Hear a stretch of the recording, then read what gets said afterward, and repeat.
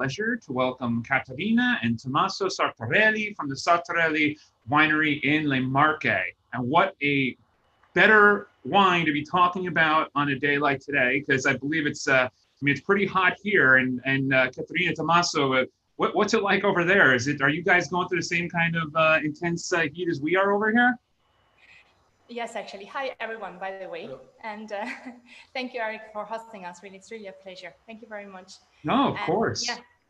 I certainly can't think of a better wine to be drinking right now than Verdicchio in this kind of these kind of temperatures, right? Yeah, here we have between 95 and 100 Fahrenheit. So yeah, it's pretty crazy. Yeah, today, yes. I would certainly urge any of our viewers here today, pop open your favorite white wine. If you don't have a Verdicchio, if you do have a Verdicchio, then please do pop that open. Perfect thing to be drinking right now. If you don't, open up your favorite and definitely enjoy while we talk today. And then also one thing I just wanted to put out there really quick is that for all of our viewers, if you have any questions, try to ask them a little early on so that I can make sure I can weave them into the conversation.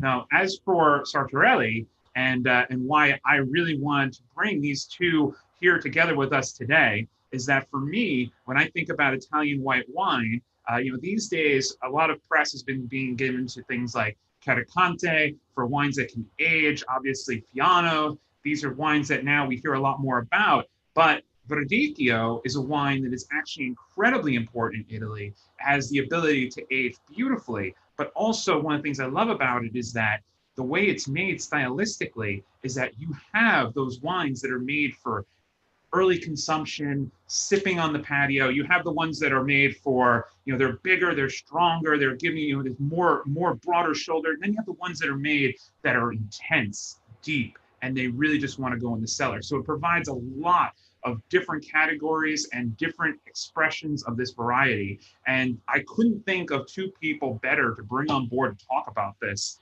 than Caterina and Tommaso. So guys, again, welcome to Vinous Live. Thank you for joining us. I'm wondering if maybe you can give us a little bit of a history of Verdicchio, of the region of Le Marche, and just give our audience an idea, because we talk a lot about Sicily and Piedmont and Tuscany, but not very often about Le Marche. Oh, you're right.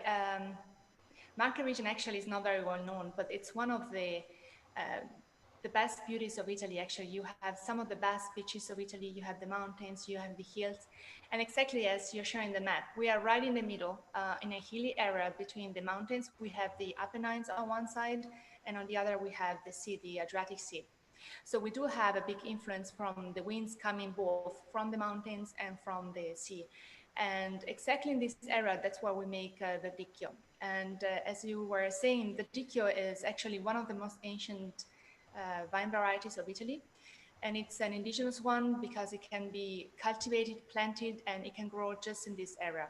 Let's say that potentially it could grow everywhere as every other vine, but it wouldn't find the same microclimate, soil, and same general characteristic, conditions, thanks to which Verdicchio could be called as such and could be known as such worldwide.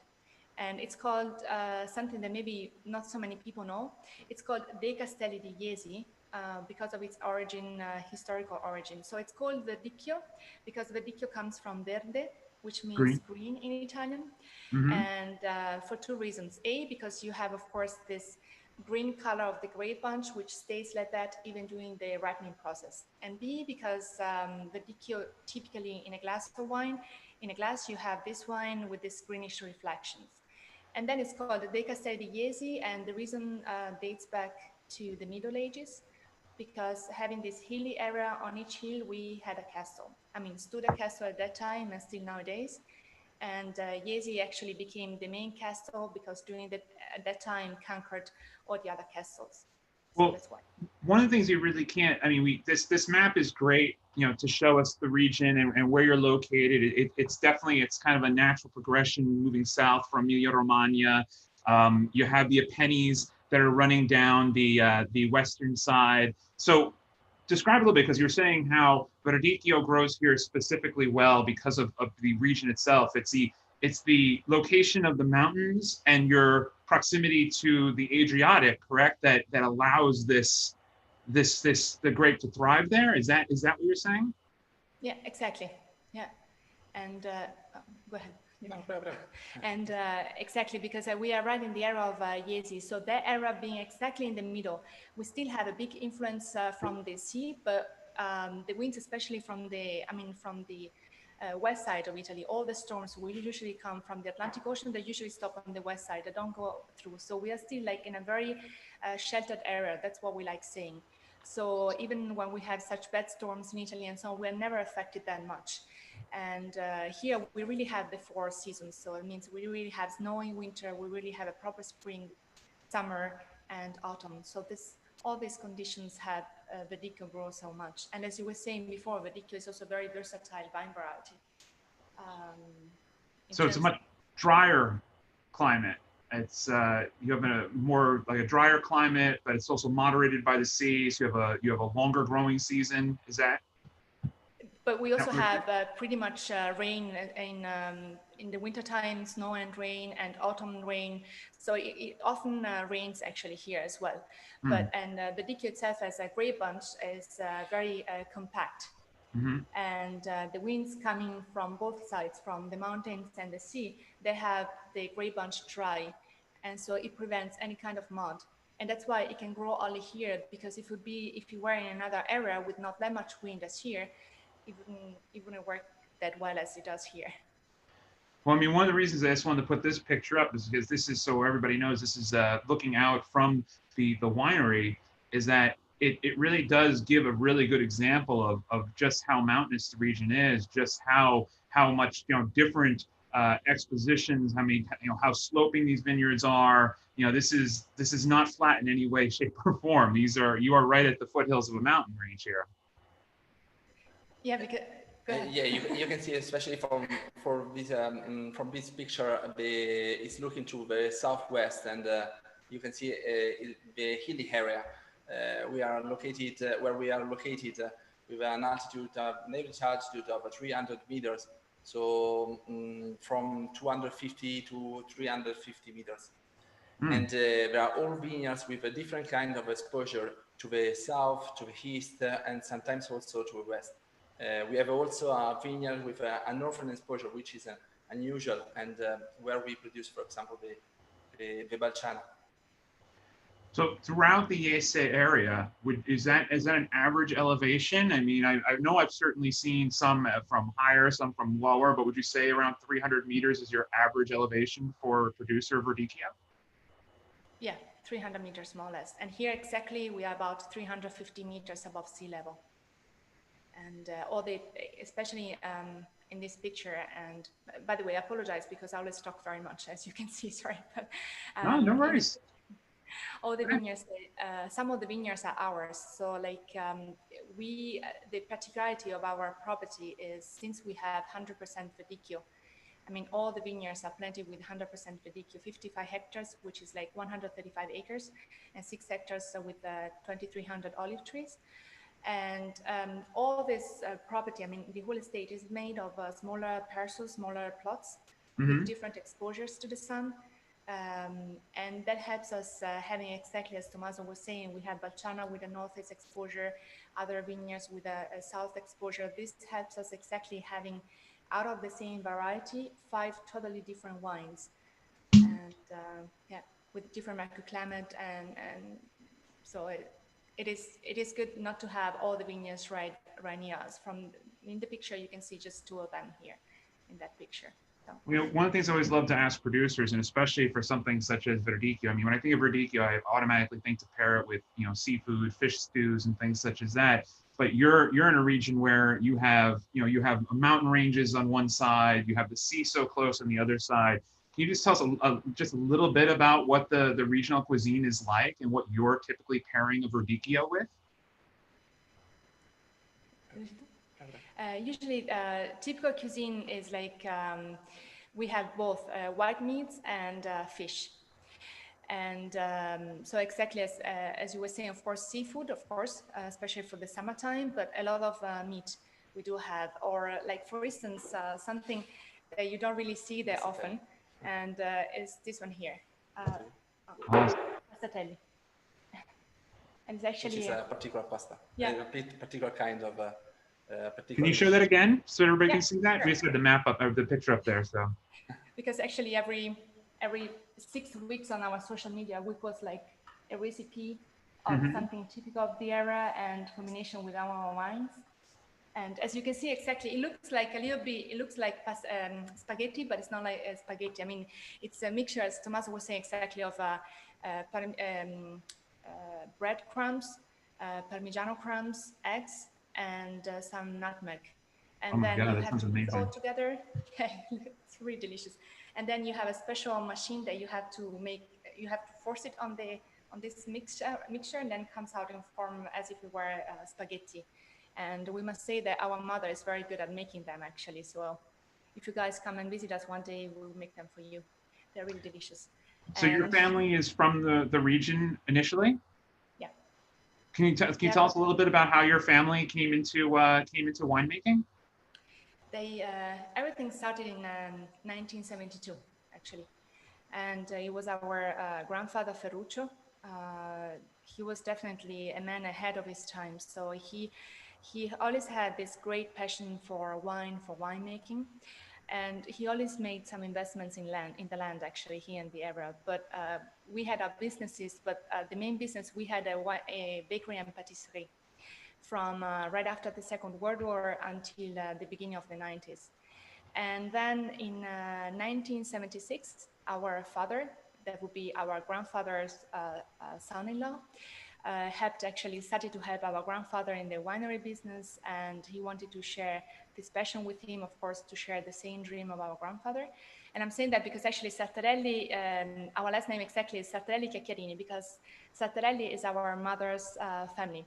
So the winery is from our mother's side. And then in 1990, as on our grandfather's death, our parents decided to take it over, and so they just left all the rest, and they just dedicated themselves full time to this business, to the winery business.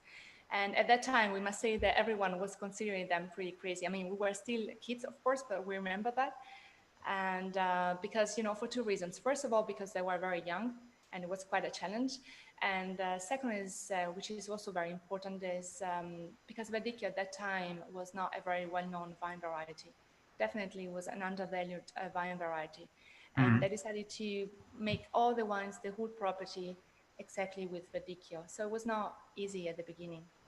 And then my brother is an enologist, and we joined the team in 2011. And now for us, it's really a pride. We're very proud of that because he got the, of course, university degree as an enologist. And since 2017, he's been in charge of the entire making process. But still, we also work with the consulting enologist, of course, because it's crucial to know exactly what's going on outside of the winery. But he's our enologist. So you mentioned focusing on Verdicchio. Was when your father first took over the family farm, was there more than just Verdicchio being grown there, or at that time was Verdicchio the principal grape in your region?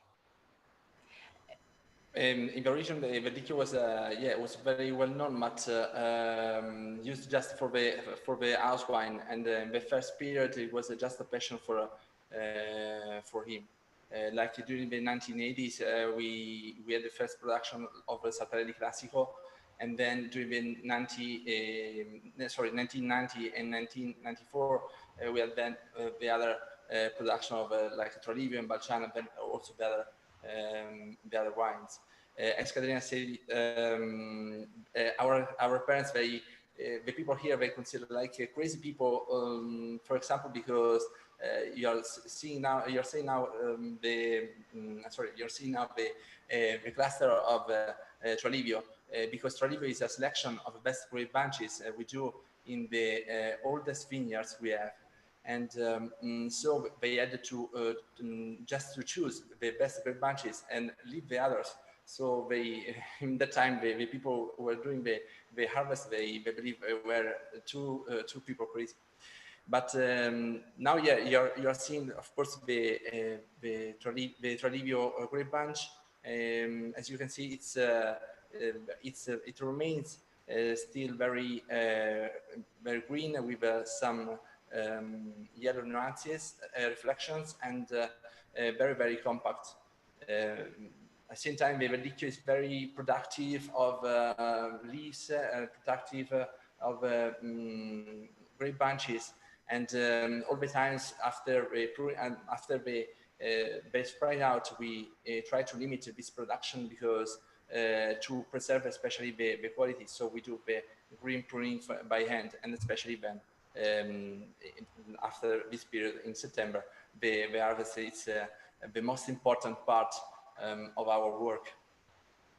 Well, I mean, you know, it's so.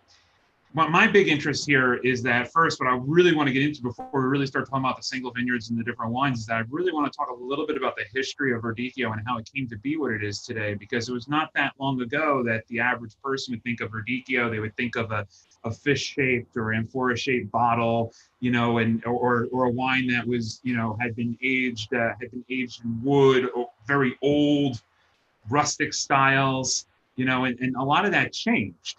And so, I mean, can you tell me a little bit about, you know, the beginnings of Verdicchio, like how it came to be what it is today? Oh, please show your bottle. I mean, absolutely. This is actually, just so everybody knows, what I'm sipping here right now is their Classico, which is one of the best easy drinking, wonderful Verdicchio, great value you could possibly find.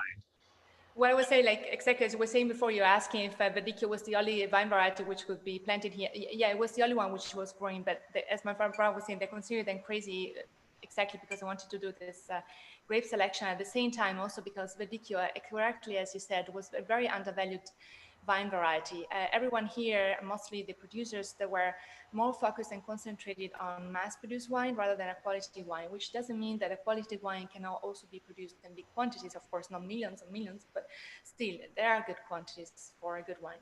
About what time did that happen, though? Around when was that change of focus taking place?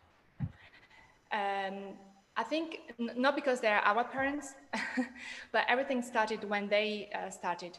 Tralivio, as Tommaso was exactly saying, the first vintage was 1991. And they started to have this grape selection. And for them, it was also quite difficult to find good people who would have followed them on this, you know, on this path, actually, because for them, it was just a waste of grapes. And that's why our parents, exactly as you were saying about the fish bottle, I'm sorry, any other bottles actually for the Verdicchio. I actually have a bottle like that. I wish I had it with me so I could show everybody, because especially like the newer generation of wine lovers haven't actually seen these fish-shaped bottles, which it's for me, it's almost like a collector's item because of just it's part of history, you know. But please continue. And that's why our parents wanted to differentiate themselves, having this kind of bottle. So first thing they did, but there was already our grandfather, they had this kind of renowned bottle, I mean, session style, taller, longer, and so on. And then they copyrighted the bottle. So like almost, I would say 15 years ago, they changed and they added the S. So this is copyright Sartarelli bottle. So the change for Verdicchio really happened at that time. 1991, 1992, beginning of the 90s when they started. And then, of course, the big change for the whole area happened with Balciana, with the late harvest, because this wine got a prize considered as the best white wine of the world. So there was a big change for the whole area. But in general, as you were asking about the story of Verdicchio, let's say that Verdicchio, there were many false legends about this vine variety, even great legends such as, for instance, in 400 AD, the King Alarico in Rome, he had won a battle against the Romans. He came here and got white wine, and everyone thought it was Verdicchio. No, it's not true. Let's say the first time, and we can say that because we were lucky enough years ago to know Professor Chiacchiarini, that he recently died. He was the most important historian of our region, and he wrote even a book about Verdicchio. So we convinced him, let's say like that, to work together on this project, and we opened a museum regarding Verdicchio, the Verdicchio story. And here we traced all the most important passages of the story of Verdicchio back from the ancient times up to until today. And exactly the first time that Verdicchio comes up as a name in a book is in 1557. and it's a book by Mambrino. And there is mentioned Verdicchio as also a good grape to be eaten actually. And then it even seems that there is some kind of relationship, genetically speaking, with Trebbiano di Soave. Right. Because our region in 1470, there was an edict, statute from the Comune of Iesi, and they called the Lombards from Veneto to come and repopulate the area because we had a plague. And so many people had died, and we needed people to repopulate the area. So they came, and apparently there are two theories. We don't know if Verdicchio was brought over there or if Trebbiano di Soave was brought over here. Anyway, the connection is there. Then, of course, they both grow in different areas. They are totally different, and so yeah, it's a different. They developed differently. Right. No, it's funny you mentioned that because that was one of the when I first started learning about wine, it was one of the first things that I learned is that Verdicchio, or about Verdicchio, I should say, is that Verdicchio was related to Soave or to Trebbiano. So it's very interesting. It's something too, you know, people don't realize just how much more research has been going in these days to the indigenous varieties of Italy and identifying, you know, where they originated and things such as that. So it's really interesting to hear. I actually have a quick question before we move on from Deborah. Well, first, Deborah has two questions. The first one I'm going to say, she's asking if your wines are available in restaurants and shops in New York City. And Deborah, I can tell you they absolutely are. In fact, I was first introduced to this to Sartarelli over a decade ago by a major retailer here in New York City at one of their large-scale tastings, and that tasting was actually the moment my eyes were open to Verdicchio, and also the first time I met this family. But then her other question, which is something that you can answer, is what's going on right now with you know, the current situation around the world. She's wondering if are there tours open in your winery at this point? Can someone come and visit you? Yes, we do that. We were open, of course. It depends then on the national borders, which countries are accepted by our country. But yeah, we are open, and we continue to do tours, of course, following all the rules to prevent any COVID, new COVID situation, to prevent any, you know, strange situation. And in fact, even last week, we did an event here because we have a beautiful terrace upstairs that we cannot take you upstairs for a matter of Wi-Fi connection, of course. But we did an event like a poetry evening under the stars with the wine. So we do all this, and we, of course, as soon as the borders will be open again, and right. we will be happy. That's really the big problem is us actually coming to you, not necessarily you welcoming us in right now. You know, like in Italy right now, people are they're very positive. Like they want to socialize, they want to go out again. It is kind of better, much better than we thought. I mean, it was so bad in a very, very fast, and as fast as it was bad, now it's getting better. So. Well, it's good to hear. It's definitely good to hear. I'm sorry, Tommaso? It isn't like as before, because of course you have to maintain your distance like everywhere, and you have to protect your mouth and your nose, of course. Yeah. So, well, it's good to hear, because also with the other producers I've spoken to in the last few weeks, it sounds like everybody is really starting to open up again and being able to accept visitors again, which is fantastic.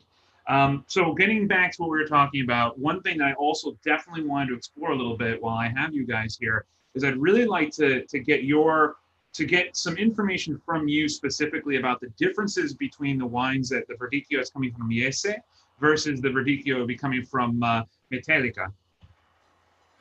Definitely a lot of people, it's a lot of confusion between the two. I mean, between Verdicchio, Castos Iesi and Metellica, they are completely, they are very, very different, especially because they could be also sometimes the same kind of clones, but they grow in two different kinds of areas.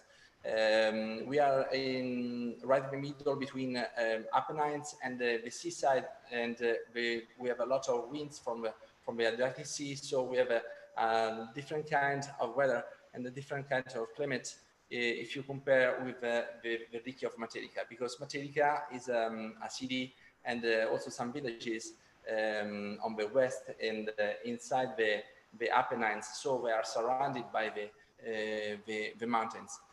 So they have a different kind of a weather, more humidity, and at the same time, the wines here, especially here for us, during the harvest, we have to anticipate just a little because the harvest it's all by hand, and at the same time, the sugar content it increases a lot.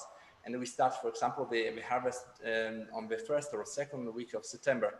In that era, it's completely different because they start like in October, and they have like 12% of alcohol content here usually, and unfortunately sometimes we arrive also until 14 or 14.5%. And at the same time also the acidity it's different, and due to and acidity and especially the aromas they are very different. If you compare two kinds of Verdicchio of the Castelsangiesi and Verdicchio of Materica.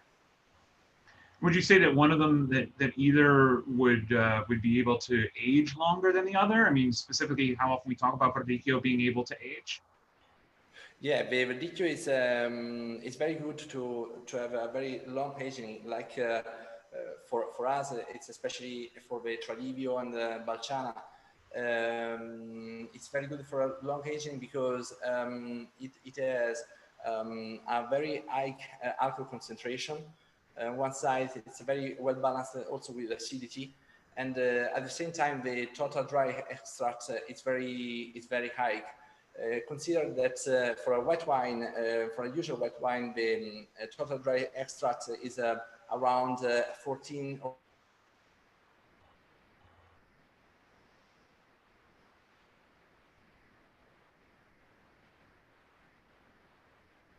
Okay, you guys froze for a minute there. Hopefully we'll get you guys back in just a second. You guys froze up just for a minute there. You want to sorry. the last sentence you were saying? No, it's okay. You didn't do anything wrong. As I said, the Verdicchio has a very high concentration of total dry extract, like between 20 and 22 for the typical expression, or for selected grapes bunches, or for the late harvest, it's higher, like 24 or 28. We call it like a white wine dressed like a red. In Italian, vino bianco vestito di rosso. A white wine dressed like a red because it has very similar characteristics to a red wine, but it maintains the same kind of freshness of a white wine. At the same time, it's very versatile for the production. For us, we produce from the sparkling wine until the passito. So we have the typical special Verdicchio, the Classico, selected grapes, the Tralivio, and Balciana, which is the late harvest.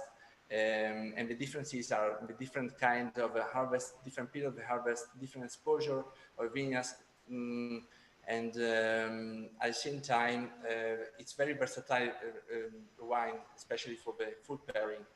For every part of your lunch, every part of your dinner or brunch. Right. Well, absolutely. It's so I say almost every producer has, your first release, which would currently be the 19s that are entering the market, and then you'll have the 18s, which are usually now coming in, that are the bigger, more mid-range wines, and you have the reservas that are just meant to basically age, or in your case the Balciana.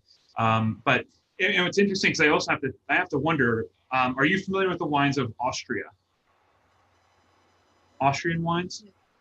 Like Riesling and Gruner from Austria? Me, not much. I only mention it because one of the things that the larger Verdicchios have always reminded me of is some of the wines from Austria. They have that palate presence, that weighty palate presence. They have a lot of power, and then they have that acidity that just balances the whole thing out. And again, like you were saying, with how the bigger wines can age so beautifully, the same thing with Austria, and it's always reminded me of that, For me, with a Verdicchio, if I'm going to just cook up a white fish tonight, then yes, I'm going to go with your Classico, But if I'm going to go for a bigger, richer dish, you can very easily pair this with a wide variety of cuisine if you go for the bigger wines, which has always been something I find is a huge benefit. I actually have a question from one of our viewers, Sid. and he's asking why you made the choice to go with a Noma cork closure on your Classico. Ah.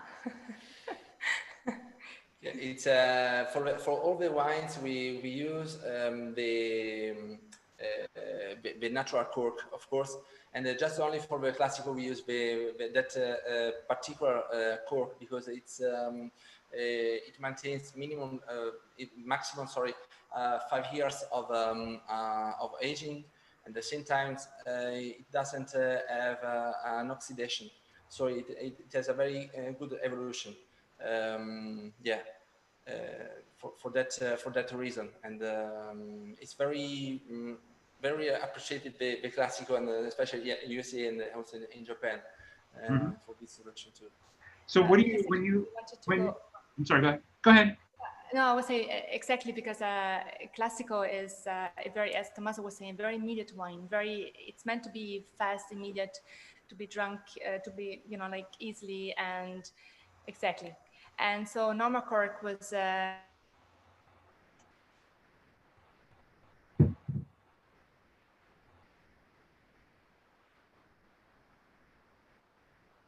I'm sure they'll be back in just a second.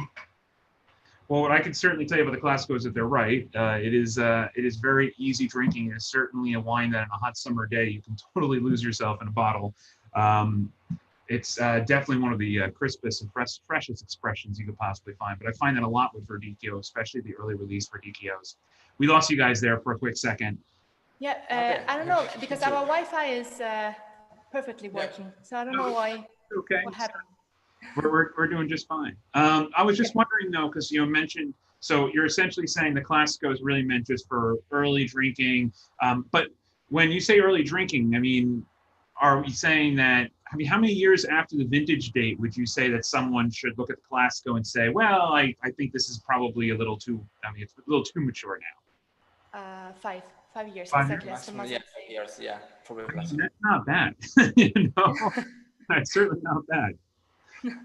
But yeah, 5 years actually. Yeah. And sorry, because of the Wi-Fi connection then before, maybe you could not hear me, but what I was saying exactly about the normal cork is because on Classico, we can usually, right now it's very good. I mean, we have like a 1% of risk to have like a corked wine, but it can always happen with cork.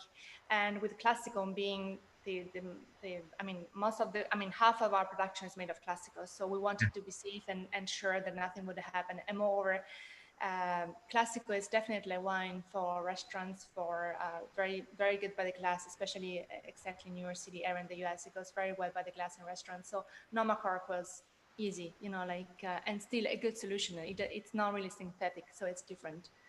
That's why. Agreed. No, it's definitely a great way to go for a wine that you don't intend to put away for a decade or more. Absolutely. So maybe we could talk a little bit now more about your vineyards, like your specific vineyards versus the region itself, and what makes them special. So you had mentioned you're around 300 meters of elevation, right? And the soils, can you talk a little bit about the soils and maybe about some of the vine training that you use? The soil is the same kind of, okay, yeah, do you see me? The soil, we have the same kind of soil for all the vineyards. It's a medium texture between, so it's like 40% clay, 30% of silt, and 30% of sand. At the same time, it's also, there are also little calcareous too. We believe a lot in our vineyards because we do, of course, we do pruning, improving, and the harvest. We live a lot to do the proper harvest, the proper different kinds of harvest. And thanks to the position and the exposure to of our vineyards, that is very important. If they have an exposure to the south, or especially like I said before, for the Balciana to the north. In this picture, you can see, especially we use a particular training called Guyot. And of course, this one is a Guyot is only, you have to do only by hand and not using the machines. But it's the proper one and the optimum for the production of the Verdicchio. At the same time, we take care a lot of of the soil of our vineyards, and especially I introduced my sister to a particular project we started years ago, and now we have also the certification, the Sartarelli .0. Right, absolutely. Can you tell us a little bit about that? I mean, is this you're talking organic, biodynamic? What is Sartorelli Zero? It isn't organic. It isn't biodynamic. It's very particular because we use particular and new natural extracts, which are extracts from algae, herbs, and yeast, and they work like a vaccine and against the disease. So when we spray on the vines, they simulate a disease, and the plants they recognize them like a disease attack, and they start to protect by themselves. Before the disease attack, and we have the opportunity to use this kind of particular resistance inducers only after many years of test, and only after 3 years, because for the big care we have for the vineyards, they have a very good reaction against the disease. We just give a suggestion, we just suggest to the vines, you will be attacked by the disease, and so they start to protect.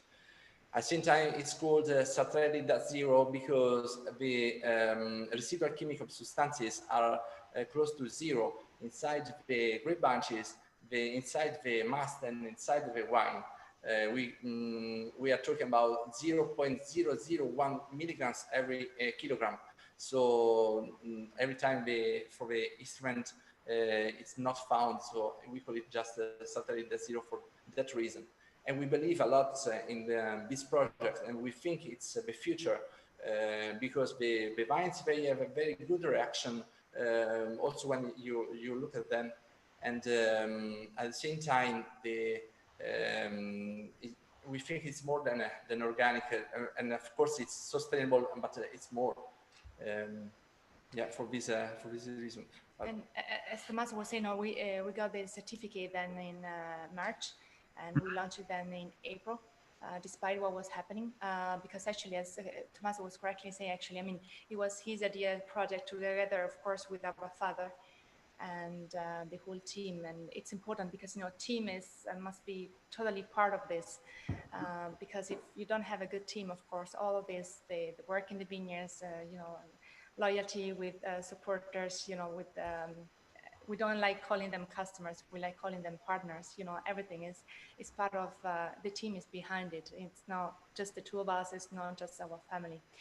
And so, but anyway, they started exactly in 2013, and since there was no certification, because not even the EU recognizes anyway, I mean, they don't give a proper certificate for that. So we need to get a certification from Rina Agroco, which is an international border like company which certificates this sort of things.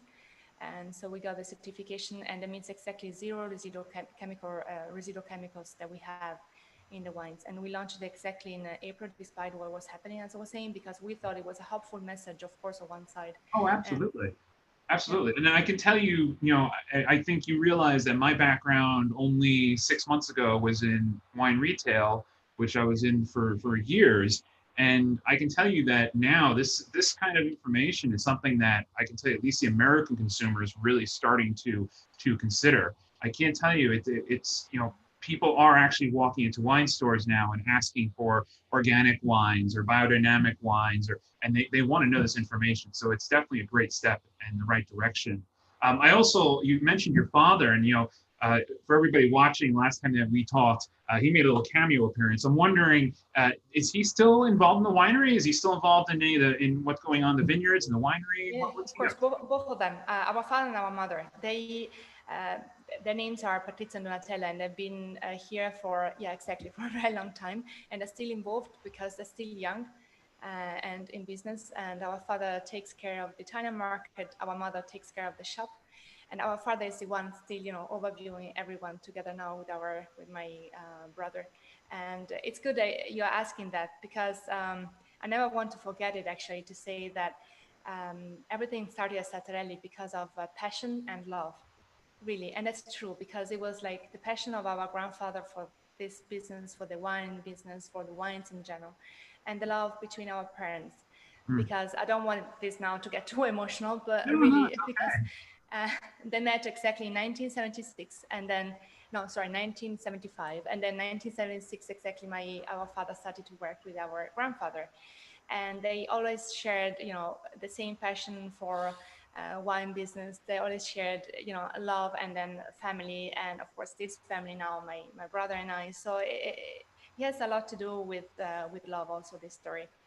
And, Well, I would like to say that I've always felt, you know, from tasting with your family, that whenever I've been, whether it be an exhibit or a large scale tasting, when you reach the Sartorelli table, you kind of feel like family. You've always been a very warm group of people to taste with. That's definitely the truth. yeah, I'm wondering, when it comes to vine age and such. I was reading you'd recently purchased a new parcel or a new vineyard, and you were planting using clonal selection. But I'm wondering, with your vineyards, what is the average vine age right now? And also, how large is your production? How many hectares are you farming at this point? We have around 55 hectares, all planted with Verdicchio, like 130 acres. And for example, we have some vineyards, some very young vineyards, like of 4 years. Others about around 12 years. Another one is the oldest vineyard we have. It's 48. And especially we are doing since the last years of the 90s a particular selection of best vines from our own vineyards, to have our typical kind of Verdicchio, and to maintain the same kind of clones. Especially because every time we are going to do this selection, where we select a lot of clones. And in 2015, for example, we bought a land not so far from the winery. In 2016, we planted there a new vineyard with a particular combination for every area in that vineyard of every kind of selection of wine, of the different kind of vines. It's our vine nursery to use for the future, and where we can do now, just now, after 5 years, after 4 years, probably next year we will do the Tralivio selection of best bunches. Because we are specialized on Verdicchio, we're specialized, and especially to take care in the vines, and of course in the wineries, in the winery. Yeah. Our father's motto is always to say that the wine is to be made in the vineyard and not in the winery or in the laboratory. So that's what he says, and that's exactly as Tommaso was saying before. Sartarelli .0, all this process was possible, of course, thanks to the resistance inducers and so on. But above all, it was possible because the vineyards have always been healthy. We're always taking care of the vineyards. And in terms of vineyards themselves, actually, they really have different exposures. And for instance, Classico, the basic wine, they are the youngest vineyards. And then Tralivio, this one here, this is the selection of, exactly. This is the selection of the best grapes. Exactly. So this is a cluster, it's a selection of clusters within the vineyard that make this wine.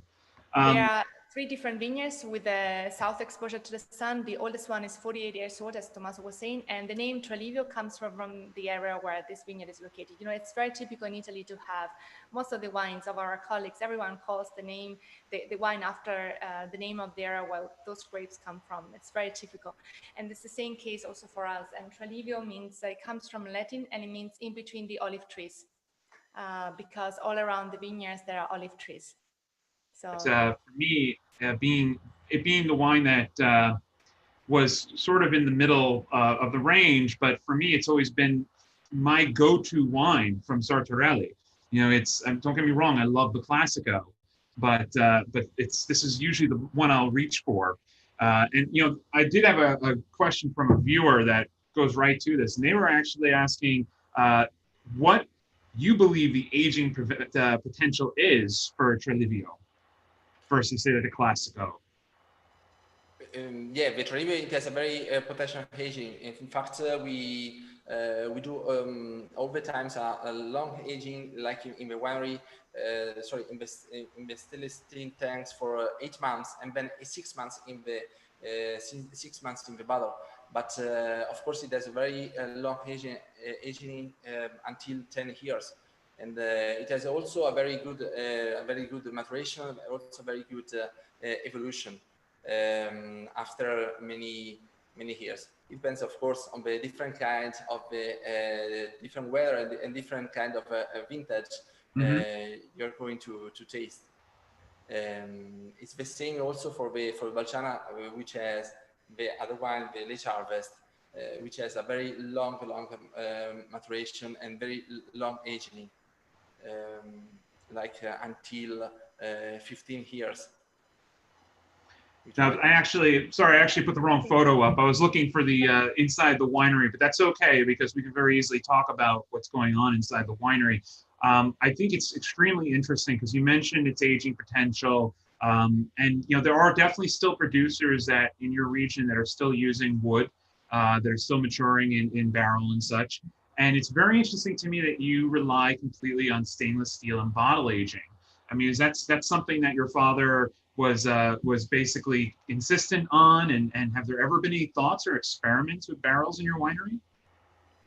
Yeah, in fact, one thing I all the times forget, also during the wine tasting, because we consider it like very easy, because we grow only with with stainless steel tanks, because we use that only for all the production. We believe the wood could change too much the typical aroma of Verdicchio. At the same time, yeah, we use the stainless steel tanks for all the production. We don't have any kind of malolactic fermentation, also because the malic acid here in the area is very low, and all the times we have to maintain the total acidity. We maintain just because we anticipate a little the harvest, and because the sugar of because the Verdicchio increases a lot the sugars inside the grape bunches, and starts to decrease a lot the acidity level.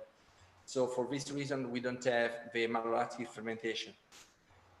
But all the times, yeah, we use only stainless steel tanks.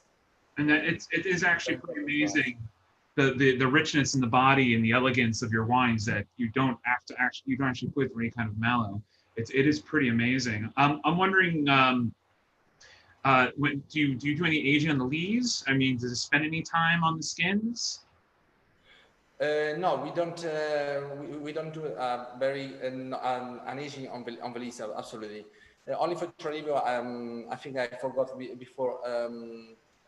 We do a skin contact before pressing, like for 10-12 hours, just for Trelivio, because they are the best kind of grape bunches of Verdicchio.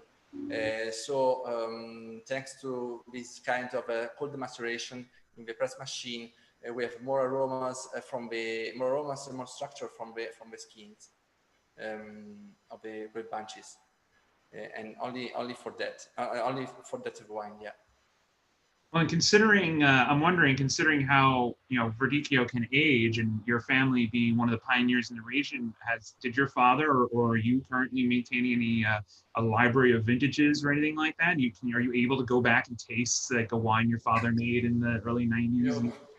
No, we are laughing for one reason, because we started in the last few years, but sometimes let's say women can be very strong in families. And our mother decided all the time to sell everything for her. I mean, her purpose was to sell. No, we don't need it. So we just have little libraries. I mean, like from the 90s and beginning of 2000, we have some, but not that much for organizing really a proper tasting. And now we started in. The first vintages, it was to have a proper quantity since the vintage 2011, especially for Trelivio, and also a little for Valciana, because Valciana a little, because it's a little production coming from just from one vineyard. For instance, 2 years ago, last year, we did a special release of Balciana 14. And it was a great success, we think, because we started now. I was just laughing, I mean, kidding and joking at the beginning, but no, seriously, we would like in the future to continue to do that, to do special releases from time to time here and there for Balciana and Tralivio, because Tralivio has, exactly as one of these followers was asking, really has a very good aging potential. And as you were correctly saying, Tralivio is always in the middle between Classico and Balciana. So it really has a very good potential, but it doesn't come out that much as it could. And Balciana instead, of course, is a late harvest, and it's exactly that vineyard that you're showing over there, the one on the right side of the screen with the beige house in the middle. You see it's like a kind of triangle all around. There is also a little wood, a forest up there. You cannot see in the picture, but there is even a place near there where someone cultivates truffles. That means it's always more humid than the other vineyards. That's why the very particular microclimate condition for the late harvest. And exactly, Balciana also has a very, very good aging potential. That was saying, like, we started now this project, and the 14 vintage was just great, because 14 vintage was a horrible vintage, at least for us in our region, because it was so rainy and it was so bad really in the summertime. And Classico and Tralivio, really, they felt that a lot. But for Balciana instead, it's quite the opposite. Because for Balciana, it can be all the year around, it can be rainy, it can be bad weather, but everything for Balciana is decided in September and October. So you can have a horrible year, but then you have 2 great months, as happened in 2014 with so much sun, and you still have a great wine. So that's why we decided to do the first release of an older vintage with the 14 vintage, because we thought it was very meaningful, and especially that vintage reminds a lot of saffron. Saffron is one of the most predominant elements in that wine. Yeah. All right. Yeah. No. Absolutely. No. It's quite an amazing. It's a very big and powerful wine, but it finds balance. It definitely does. Do you guys ever have any issue, or should I not say issue, but do you ever have any noble rot, any botrytis or anything in these vineyards? Is that ever part of the equation for Balciana? Then that vineyard you saw before, it's this vineyard with an often exposure to the sun, with particular microclimate conditions, very high, very huge humidity over here, also during this time, during this period. And it's surrounded for 50 or 60% of its perimeter by woods. So there the maturation of the grape bunches is very, very slowly during all the year. And the most important part of the period, as said by Caterina, it was between September and November. In the Balciana vineyard, we do a selection of in a different way, not like the Tralivio. We leave there just a few grape bunches, and for every vine, with grape bunches with not very compact and with a very not well get mature. To do this kind of a long maturation until the middle of November. Of course, in November, we could have sometimes the botrytis, and to answer to your question, and we try to limit all the times until maximum the 5% inside the grape bunches, and especially for the Balciana, in November, on the first or on the second week of November, we come back and we do very, very small very little harvest, like 2, 3, or 4 liter harvest, just when we have the typical color of Balciana, because it's a very unique vineyard where the grape bunches, they don't shrivel, but they change a lot the color. They become violet, and they have just some little attacks of botrytis, and you find a little also in the wine. And at the same time, it's yeah, we do just this little harvest in this period, and then don't shrivel. It's very, very important for the Balciana to have particular aromas.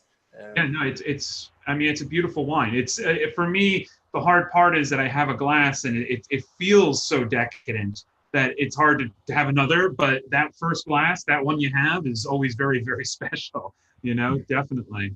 And But it 15 and is a half is the definitely, alcohol content, so. but it finds great balance. So you mentioned 2014, and we are kind of running out of time here, but I just thought if you could give us a little bit of an idea of the three vintages that are on the market now. So we're talking about 19, 18, and 17. So can you give people an idea of what they should expect between those three vintages? And then also, you know, we mentioned some, you know, some wines age better because of vintage conditions. Of those three vintages, what's the wines that are going to age? Just give us a little idea. About the different kind of vintages, or Three different vintages, 19, 18, 17. Those are the ones that are coming into the market now, right? sorry. No worries. It's for example, the 19 and 17 vintages. The 17 vintage was very hot vintage, very crazy vintage, very hot. So the wines that were especially with a very high alcohol content, especially for the Classico and for Tradivio. But China is different because it has a very high alcohol content, but maintaining good acidity, a very good balance. 18 vintage is very similar to this vintage, to 2020, very well balanced vintage, very good vintage. And 19 vintage, it was very similar to 2017 vintage, but the wines will remain with a very good freshness. And the 19 vintage was very similar to the typical climate we have now in the world, everywhere. So we have sometimes in some big storms, or sometimes the hill, sometimes it's very strong weather. It was changing quickly. Yeah. You're saying that the 18 Tralivio is definitely a wine to put away for a while, and it's going to only get better. I'm not just saying from what you just told us. Yeah, but also the 19 Tralivio I like too much, but it's too young now to drink, and especially between the 19 and 18 vintage, the main difference, it was the production, the quantity production, because it was very decreased last year in the 2019 vintage. Yeah. And just to explain, maybe for some people who don't know that exactly, that because for classical, we do the release in April, the year after the harvest. So this year we need to anticipate. We started already in March, before all that happened with COVID. And for Tralivio, it's always 1 year after the harvest. That's why now it's Tralivio 18. And Balciana is 2 years after the harvest. That's why now it's 17. Just in both cases, just before Christmas. Yeah, right before Christmas, exactly, for Balciana.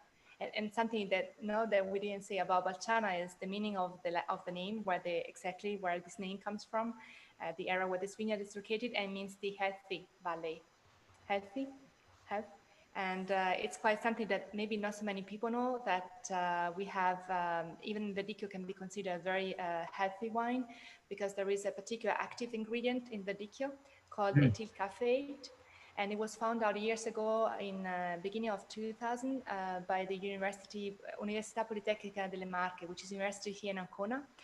And this is a very good ingredient, which actually prevents any kind of liver disease, or any problems that you can have with your body. And moreover, if you consider that here in our region, we have Marche and Sardinia. They are the two regions in Italy with the highest number of older people, like who live until the age of 100 and more and longer. And so blue zones, it's related to Verdicchio some way. Yeah, that's interesting. That is really interesting. So, you know, Verdicchio, chocolate, put it on the list of things that are enjoyable and also also good for you. If you want some chocolates, we have them. Oh, you have chocolate with Verdicchio. Yeah, these ones are filled with Sartarelli Passito, the sweet wine, and we have another kind with Grappa Balciana, because we also make Grappa out of Balciana. Beautiful. And we also make a sparkling wine. So it's really, as Tommaso was saying, Verdicchio is really very versatile. Well, I'm sorry to say that we are pretty much out of time here, though. So just if I could kind of wrap up really quick at everybody, thank you for tuning in. I really am very appreciative of Tommaso and Caterina for joining me today. I kid you not when I say that Sartarelli was it was the eye-opening experience for me when it comes to Verdicchio. These wines are incredible values. When you taste them, you will know what I'm talking about when I talk about that presence in the palate, that power, but also amazing energy. They are definitely worth seeking out. Thank you both. Is there any? You have any? Thank you very much indeed, really. Thank you. Okay, well, thank you so much, guys, and we'll talk soon. And hopefully, when I visit, we'll be cooking together. I can cook together with you with your mom maybe one day. All right. Thank you so much.